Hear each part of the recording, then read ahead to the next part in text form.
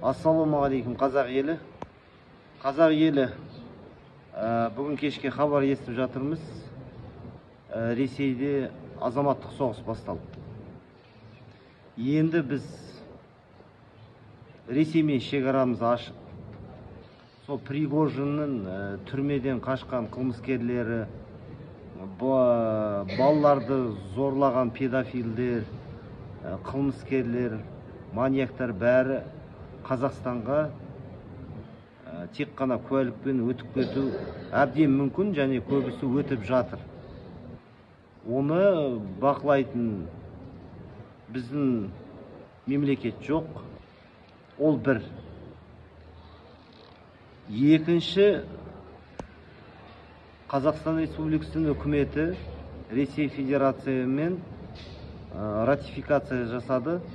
Қазақстанның бүкіл азаматтарының жеке ақпараттары, персональный данные толық Ресей Федерациясына өтті. Енді сіз бір Ресейге қарсы айтсаңыз, сізді қамау мүмкін, немесе сіздің мүлкіңіз бар, үйіңіз бар, машинаңыз бар, әйеліңіз, туысқандарыңыз қайда тұрады, қайда көшіп кетті. Ол екі.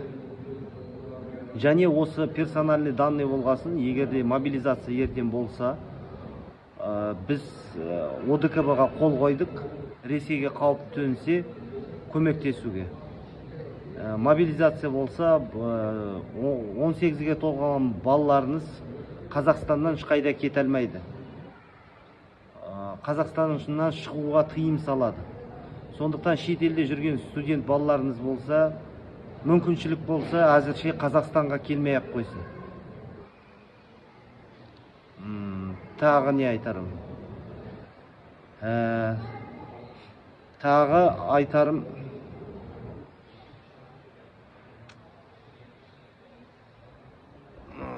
соғыс болса, сондай қауіп бар.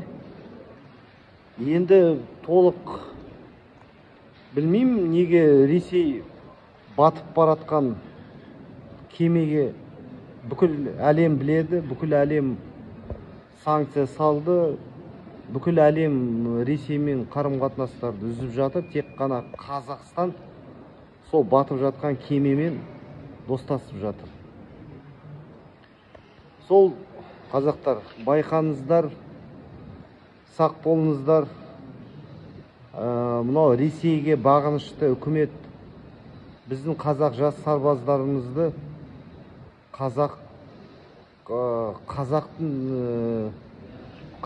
ешқандай қатысы жоқ майданға жібермесін. Қазақ жастарды. Өйткені естіп жатырмыз, қазір күштеп военкоматқа кетіп жатыр. Тіпті қазір естіп жатырмын, аэропортта шетелден келген студенттерді ұстап алып, военкоматқа апарып жатыр деп. Сол мүмкіншілік болса, саяси күресем деген азаматтар, Қазақстанда мүмкін емес.